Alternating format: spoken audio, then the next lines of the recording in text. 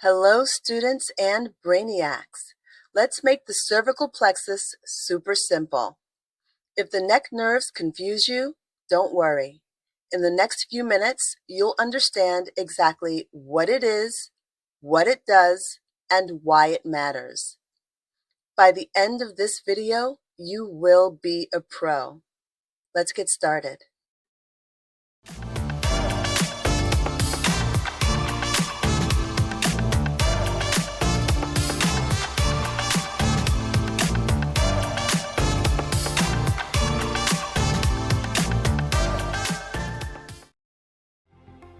Spinal plexuses are networks of intersecting nerves formed by the merging of the anterior rami of the spinal nerves.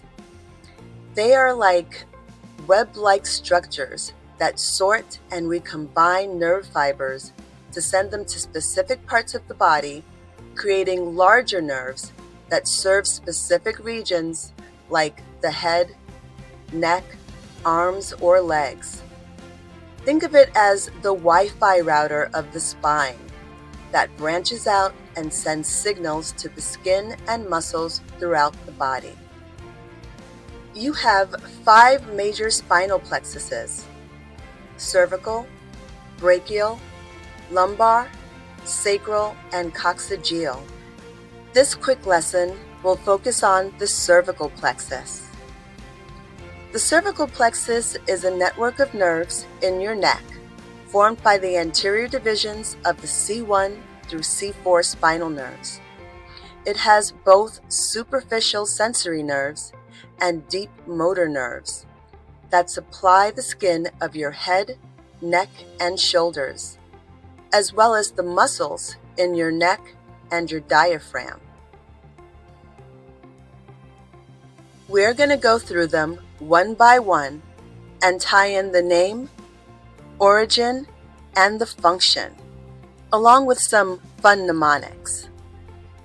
Let's cast these nerves in a Netflix production to help us understand in a super simple way how the nerves of our cervical plexus operate and how they function in their starring roles. Welcome to the Cervical Plexus Show, where neck nerves have more drama than reality TV. This show is about a little neighborhood in your neck of the woods. Let's meet the cast of our new Netflix show, starring spinal nerves C1, C2, C3, and C4, with a special appearance by C5. These nerves basically run the sensations and muscles of the neck. Now let's go behind the scenes. First up are the 4 superstar sensory branches, the cutaneous nerves. These nerves give sensation to the skin on your head, neck, and upper chest. These 4 sensory nerves star in the role of the Gossip Squad, and they love to spill the sensation tea. Lesser occipital, great auricular, transverse cervical, and supraclavicular.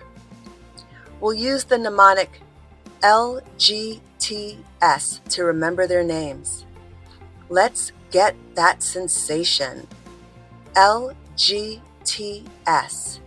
Let's get that sensation. The first letter of each word helps you to remember the name and order. Now let's get up close and personal with each star. L stands for lesser occipital nerve, originating from C2 and C3. It's always whispering secrets behind your head, literally. It supplies sensation to the back of your scalp and behind your ear. G is the great auricular nerve. It's the loud one. It covers your ear and jawline, always listening for drama. It provides feeling to the lower ear, the area of the parotid gland, and the jawline. It likes to hang out at Erb's Point, an important landmark point where the great auricular emerges on the SCM muscle. Erb's point is where all the cutaneous branches of the cervical plexus converge, so it's a great spot to listen for new gossip. The great auricular has both an anterior and posterior branch and originates from C2 and/or C3. It varies. T is the transverse cervical nerve, the necklace model, providing sensation across the front of your neck. It originates from the C2 and C3 spinal nerves and has a superior and inferior branch. S is the supraclavicular nerve, originating from C3 and C4. It's known as the one that flexes. It handles sensation on the shoulders and upper chest like a gym bro. It has 3 branches: medial, intermediate, and lateral.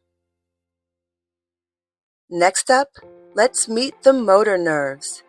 These 2 nerves keep everything moving. They are the powerhouse of the cervical plexus, ansa cervicalis, and the phrenic nerve, starring as the muscle squad. Let's first meet the ansa cervicalis, aka the infinity loop of power. It's a loop of nerves that provides motor innervation to your infrahyoid muscles, the strap muscles that help you to speak and to swallow. It originates from spinal nerves C1, C2, and C3, and has a superior and inferior root that make up the top and bottom of its loop. Last, but certainly not least, all the way from spinal nerves C3, C4, and C5, keeping that diaphragm alive, is the hero of our story, the legend, the famous phrenic nerve, the most famous branch of the cervical plexus. This nerve keeps you breathing by causing the diaphragm to contract and relax. Its tagline is, C3, 4, and 5 keep the diaphragm alive. Critics love the cervical plexus because it allows you to feel your neck, swallow your food, speak your truth, and most importantly, to breathe. Now, if we were to give out awards, the award for Best Actor would go to, of course, the phrenic nerve. It's a superstar for a reason. There's just something about breathing that takes my breath away. And we are done. You just learned all 6 nerves of the cervical plexus super fast. Remember to test your new knowledge after the video with neuro quizzes located in the peripheral nerves playlist.